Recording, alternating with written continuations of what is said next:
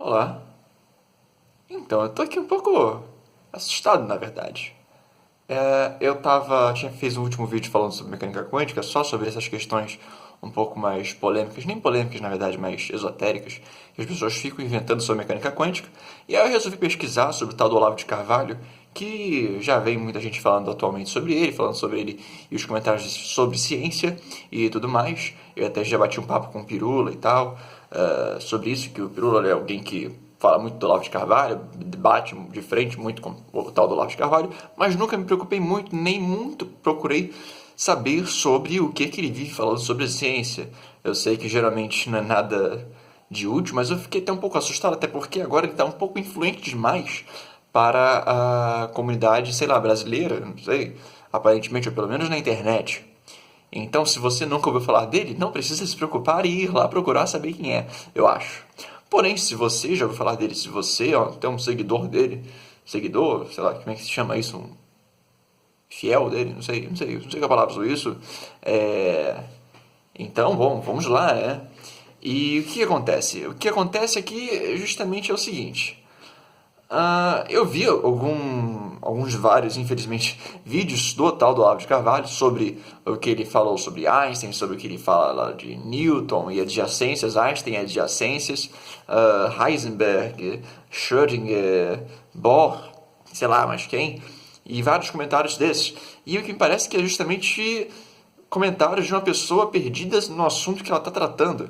Parece que é uma pessoa que leu vários pontos perdidos e resolveu se botar como intelectual desse tema, né? Porque eu mesmo tento ter muito cuidado sobre o que eu falo sobre isso porque eu tenho, teoricamente, pelo governo brasileiro, um diploma, dois, na verdade, porque eu tenho o doutorado, o mestrado e a graduação, o bacharel, né? Dizendo que eu posso falar com propriedade sobre isso, mas mesmo assim eu tomo muito cuidado para não ser o dono da verdade sobre algum assunto como o youtuber Olavo de Carvalho faz, o youtuber, não sei se ele é facebooker, eu não sei qual é a rede social dele, né? Porque parece que é só por lá onde ele divulga os trabalhos, se é que tem algum tipo de trabalho sobre isso. E eu quero pontuar algumas coisas relativas, vamos lá. O primeiro de tudo é falando aqui sobre a questão da confusão. Ele começa, por exemplo, no vídeo falando sobre Einstein, a visão de Einstein relativo lá à relatividade de Einstein e tudo mais. Primeiro que ele tenta falar que Einstein não fez nada, que Einstein é esse monte de coisa, que já fizeram antes. Sim, existe um debate muito grande sobre quem fez o que sobre a relatividade, quem contribuiu com o que para a construção da relatividade especial e também um pouco sobre a relatividade geral, que é a evolução da relatividade especial, mas a realidade é que a ciência não é uma contribuição fixa de qualquer uma pessoa sobre um tema, geralmente. Ela é uma construção conjunta. E aí você pega, por exemplo, um caso recente, que é o professor lá do CBPF, o Constantino Tissales, que ele tem uma modificação da entropia já conhecida, já estabelecida por Boltzmann há muito tempo. E é o seguinte, ele construiu a sua teoria lá e depois pesquisando e tendo alguns insights de outras pessoas que falaram, um cara que fez isso aqui há um tempão atrás, ele percebeu que a ideia dele, na verdade, ela, aspas, não era tão original quanto parecia. Ela era original, mas existiam outras pessoas que fizeram trabalhos similares, porque é uma construção conjunta, são consequências de outras pessoas. Então, duas pessoas leem o trabalho de uma pessoa X e chegam a conclusões aparentemente similares, pois elas se basearam na mesma premissa. E isso não é surpreendente, isso não é assustador, e isso não tira o mérito de nenhuma das duas pessoas, geralmente. Ok? Então, essa coisa de ficar desmistificando a construção histórica da ciência, ficar tentando pegar heróis e jogar eles no lixo e coisas do tipo, pegar nomes grandes e dizer, não, esse aí não fez nada, como se você, pessoa que critica, que está debatendo isso, tivesse feito alguma coisa, né? E aí, dentro desse debate, aí, ele pega os conceitos do Einstein relativo à relatividade e do nada mistura com os conceitos de Bohr, de Heisenberg, na verdade, sobre o princípio da incerteza de Heisenberg. Começa a misturar as coisas e misturar mecânica quântica com relatividade especial, não relatividade geral. E aí começa a fazer uma mistura uma salada toda, misturando conceitos que os físicos até hoje não misturaram direito ainda, né? Misturar a relatividade com com a mecânica quântica ainda é uma coisa em construção, que eu mesmo me interesso em trabalhar sobre isso. Inclusive, acho que amanhã mesmo eu já vou fazer algumas continhas aí, que eu estava pensando sobre esse vídeo. Eu pensei em umas contas que eu podia fazer só para ter umas ideias aí, que eu podia ter feito essas contas até antes, mas não ia acrescentar nada no vídeo. Enfim, e ele começa a fazer as misturas que não fazem sentido teórico, não fazem sentido físico sobre isso. Misturar alguns conceitos numa discussão filosófica, metafísica, sobre uma coisa que não está nem no papel, nem na matemática, nem nos experimentos ainda estabelecida, bem conhecida, debatendo isso como se já fosse um conceito bem construído. Quando, na verdade, não é assim que funciona. Não é assim que funciona. E aí vem falar sobre o princípio da incerteza de Heisenberg, botando toda uma base filosófica gigantesca por trás do princípio de incerteza de Heisenberg, se não me engano foi isso, que não fazia nem muito sentido, visto que o princípio de incerteza de Heisenberg é uma consequência muito mais simples até do que toda a enrolação filosófica em comentário parecia. O princípio da incerteza de Heisenberg é um resultado bem simples e bem direto, que ele existe em parte por consequência da mecânica quântica, sim, porém também pela própria construção matemática da ciência, como a gente que constrói. Porque, veja, lá no princípio da ciência de Heisenberg a gente trabalha com energia e momento, e energia, tempo, ou momento e espaço, né? E essa relação entre energia e momento, né, e tempo e espaço, ela está, na verdade, ligada ao espaço-tempo, à relatividade geral. E aí você tem 4 coordenadas, espaço, espaço, espaço, tempo, e você tem momento, momento, momento, energia. Então você tem que a energia ela está relacionada com o tempo e o momento está relacionado com o espaço. Eles são uma consequência da relatividade geral, da relatividade especial, da relatividade, e também um resultado que tem a ver com a mecânica quântica. Na verdade, é uma ponte muito interessante que até eu pretendo, talvez futuramente, explorar. Mas a questão é que, da forma como a gente define a velocidade, que é justamente a característica principal da energia e do momento, que é a quantidade de movimento, né? Também que é massa vezes a velocidade, e energia é massa vezes a velocidade ao quadrado, você tem que velocidade é um conceito muito estranho, porque é uma variação sobre uma variação, é uma variação de espaço sobre uma variação de tempo. E aí, quando você está considerando o conceito de velocidade, ele intrinsecamente você já está considerando um conceito de um espaço variável, porque você está considerando uma variação de espaço e uma variação de tempo. Quando você está medindo, você quer saber uma posição definida, então você está destruindo esse conceito anterior de velocidade que você acabou de criar. Por isso, pela própria construção da teoria, que a gente tem esse problema. Por quê? Velocidade é um conceito, da forma escrita, da forma que a gente trabalha, é um conceito matemático, um conceito físico. É um conceito humano que a gente utiliza para descrever o universo. O universo não tem que estar de acordo com a nossa vontade, né? Assim como a Thélia abordou erradamente também a ideia do éter luminífero, que era uma ideia que os físicos tinham de que existia o éter e que a luz se propagava pelo éter pela necessidade de haver um meio para a luz se propagar. Mas então o experimento do Michael Morley disse que não havia necessidade de existir o éter, porque era uma preconcepção humana sobre isso. Ok? E uma preconcepção humana não tem que estar de acordo ou não com o que o universo diz, como o universo funciona.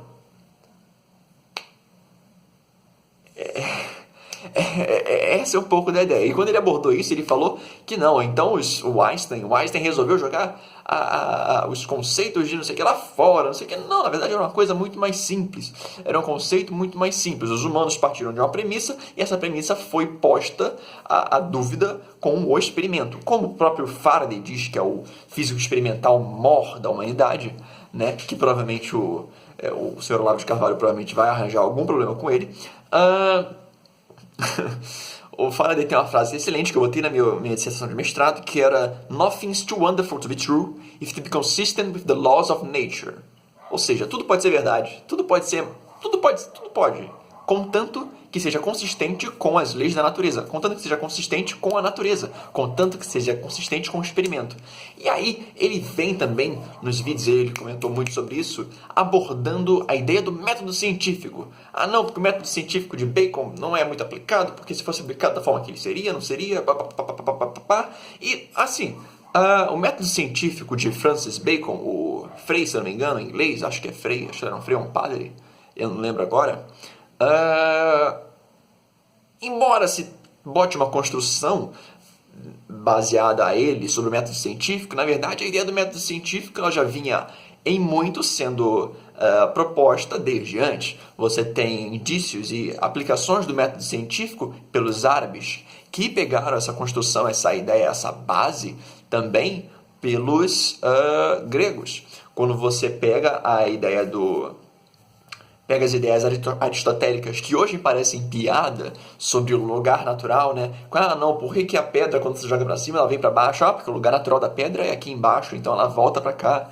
Na verdade, é uma explicação quase suficiente e científica. Eu lembro que as pessoas falaram, eu lembro da revista Mundo Estranho, que eu tenho aqui em casa, que eu colecionava na época, quando era jovem, adolescente, e eles falaram que Aristóteles, ele atrasou a ciência em não sei quantos anos, porque a Igreja Católica aceitou as ideias dele muito bem. Mas, na verdade, as ideias de Aristóteles eram suficientemente satisfatórias para explicar muitos fenômenos. Você conseguia explicar. Então, ela ali já tinha uma ideia de aplicação de um método de comprovação, de teorização e de você fazer um experimento e dizer, realmente funciona, realmente está aí funcionando, né? É claro que há muita loucura dos cientistas, há muita coisa de você criar uma teoria que não tem nada a ver com o universo, com o que funciona, só porque isso veio da sua cabeça, mas não é assim que funciona, porque nós temos a ideia básica do experimento, que vai dizer pra gente se aquilo ali funciona ou não. É um perigo, por exemplo, que eu sempre alerto sobre a teoria das cordas, porque a teoria das cordas ela meio que surge assim, né? E não tem muito que uma comprovação. O pessoal bota tanto como verdade, mas na verdade ela tá tão sem comprovação quanto muitas outras centenas de teorias. Na verdade, tem outras muito melhores posicionadas em termos de ser a teoria de tudo, se é que existe uma teoria de tudo. Não existe um motivo tão concreto também para existir uma teoria de tudo. Uma teoria de tudo, né?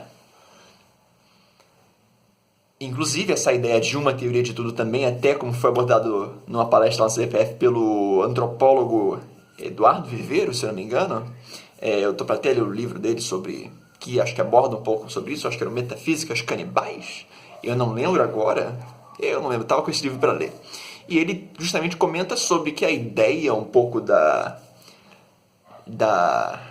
teoria de tudo, né, é uma ideia um pouco ocidental, porque nós temos um Deus único, né, a cultura ocidental tem essa coisa do Deus único, né? Então essa ideia de uma teoria de tudo ainda está um pouco ligada nessa base cultural nossa de querer um criador, uma teoria, um início, um tudo, que é um pouco diferente das ideias um pouco orientais, ideias indígenas americanas de criação, ou até mesmo ideias nórdicas, inclusive gregas, né?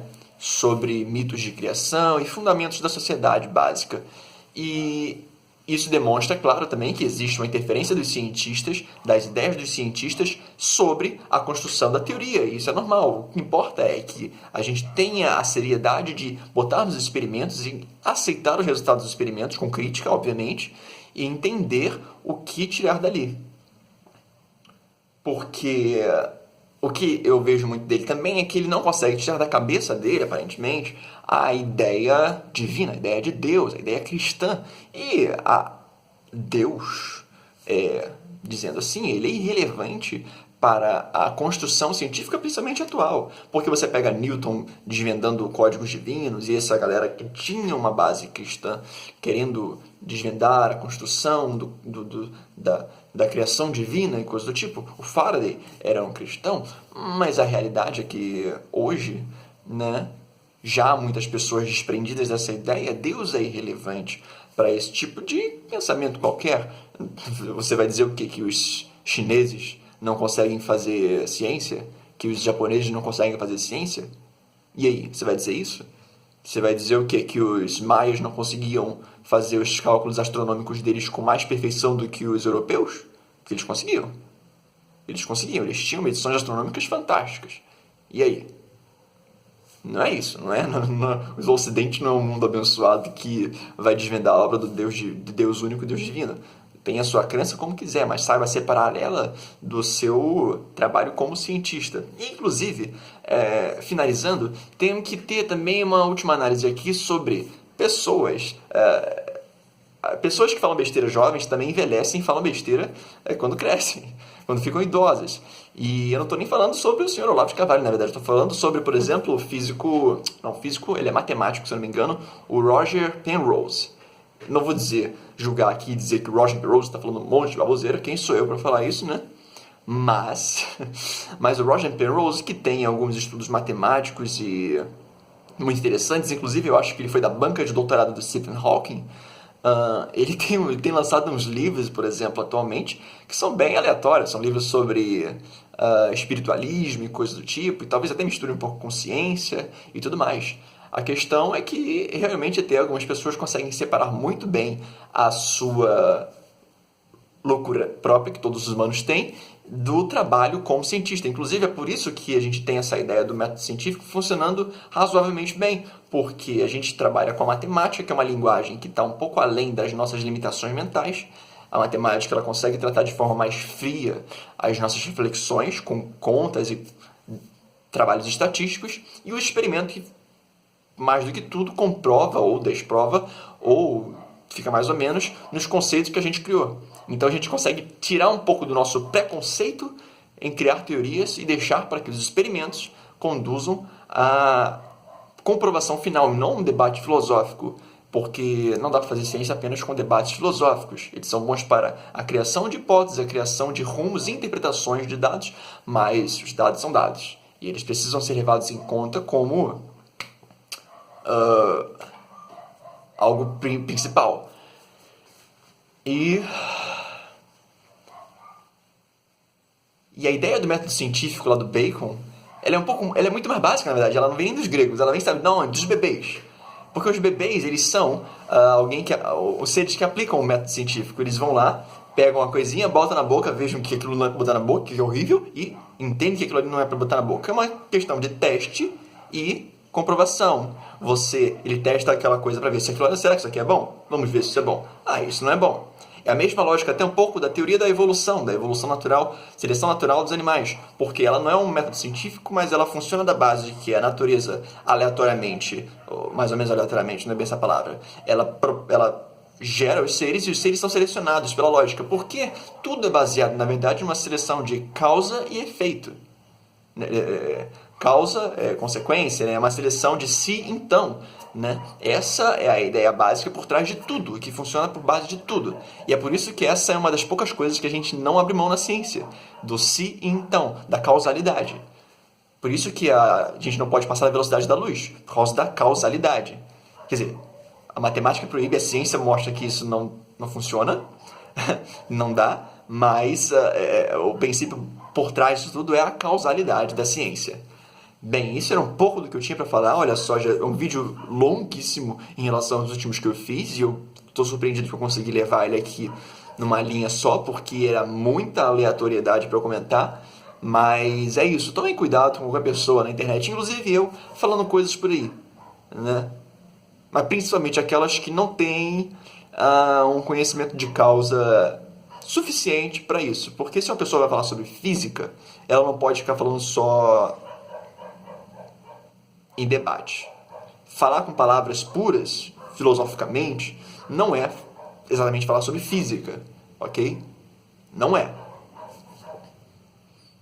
Isso seria mais para apresentações, debates sobre resultados, ou debates que estão implícitos nas causas. Agora, quando você faz um debate sobre a ciência, sendo que você não tem a mínima noção sobre por que a gente não pode passar a velocidade da luz, aí não funciona.